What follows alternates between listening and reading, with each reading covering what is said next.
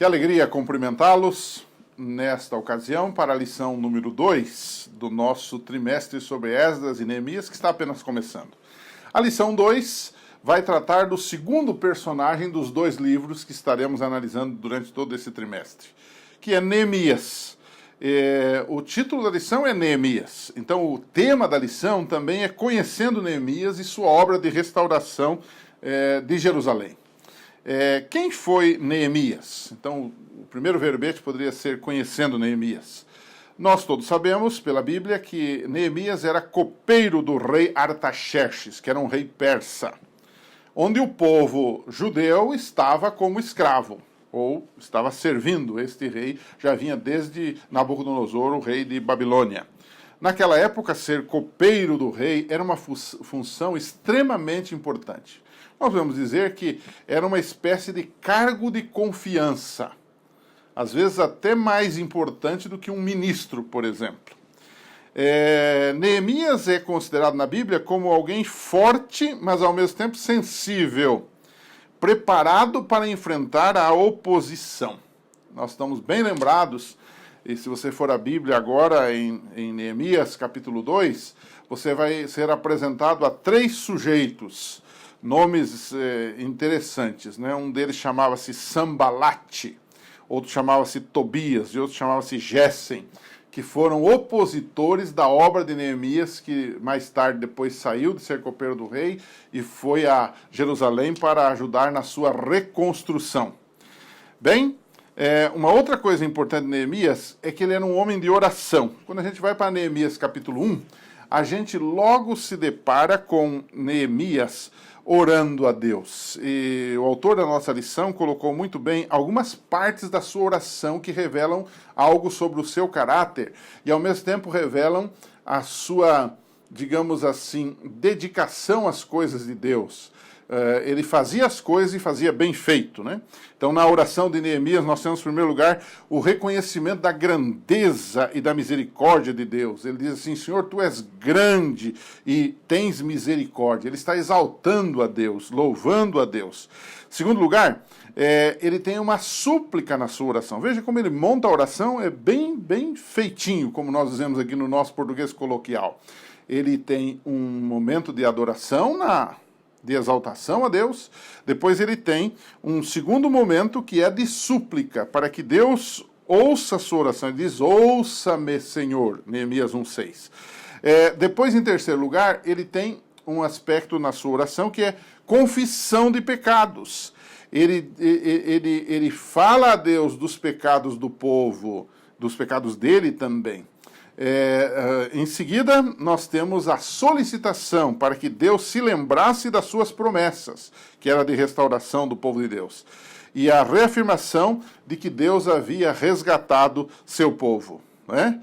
E aí, então, ele termina a sua oração com uma nova súplica para que Deus ouvisse a sua oração. Ele clama, ele diz: Senhor, ouça-me. Ou seja, não era uma oração daquelas que não passa do teto, mas era algo fervoroso de fato. E ele então conclui com um pedido especial de ajuda: Deus concede prosperidade e misericórdia ao teu povo. Muito bonita esta oração de Neemias. Aí a gente conhece um pouco do caráter dele, um homem de oração, um líder íntegro, não é? Agora, o segundo bloco da lição dessa semana poderia ser conhecendo a obra de Neemias. Nós conhecemos um pouco dele, agora um pouco da obra dele. A primeira coisa que ele faz, ele foi ousado. Ele vai ao rei Artaxerxes, onde ele estava servindo, e certamente tinha uma vida muito cômoda, muito tranquila.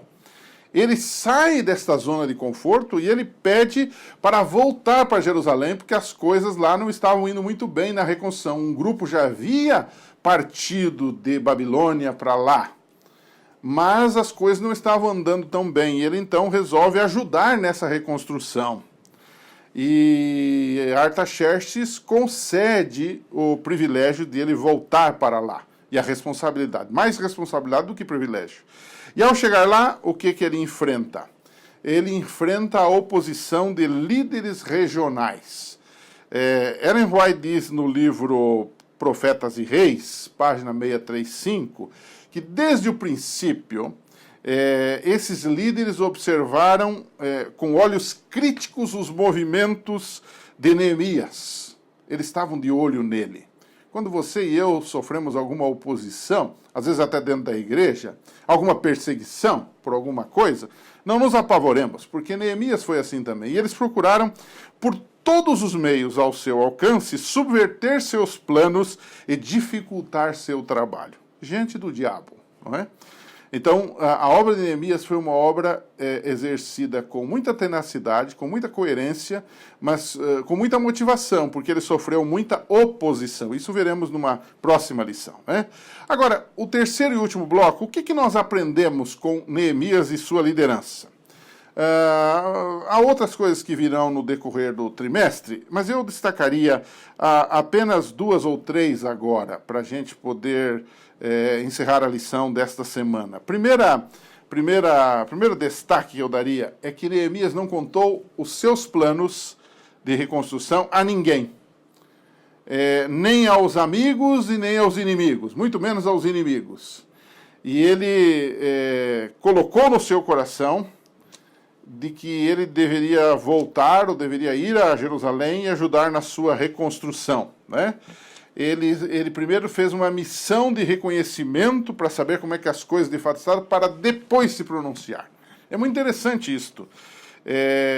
Muitas vezes, antes de fazer alguma coisa, alguém começa a alardear isto. E isto faz mal, porque aí vem os críticos, os sabotadores, aí começa a complicar as coisas, né?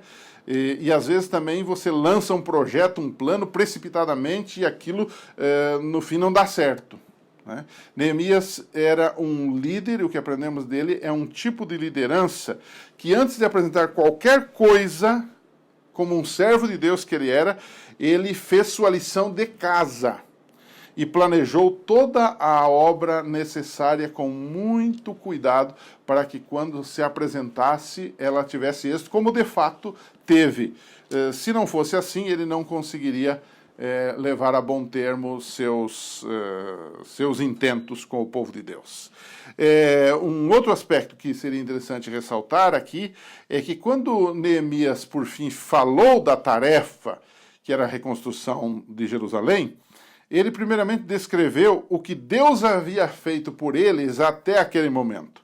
Então é o tipo do líder que chega e não diz assim, olha, aqui está tudo errado, aqui está tudo estragado, nós vamos colocar uma placa aqui sob nova direção. Não, ele foi paciencioso. Ele chegou e ele primeiro falou do que Deus já havia feito com eles e do que poderia redundar e que eles estavam em boa companhia, em outras palavras, né? E ele então encorajou os judeus antes de pedir o comprometimento deles. É assim que faz um grande líder, né? E aí eu terminaria a lição de hoje deixando com você uma pergunta muito simples que você poderia fazer com os seus alunos, né? Neemias, para começar a sua obra, antes de começar a sua obra, depois que começou e depois que continuou a obra, ele sempre tinha um espírito de oração. Neemias orou e ele teve fé antes de começar a obra. Será que nós ainda precisamos disso hoje? Será que nós ainda carecemos de oração para levarmos adiante nossos projetos pessoais, familiares, na igreja, no trabalho e tudo mais? Claro que sim. Seria uma ocasião para a gente voltar a reforçar uma tecla que a gente sempre bate. Oração, comunhão com Deus farão a diferença em qualquer obra que fizermos e em qualquer lugar. Que Deus abençoe. Semana que vem a gente volta para a lição número 3. Até lá.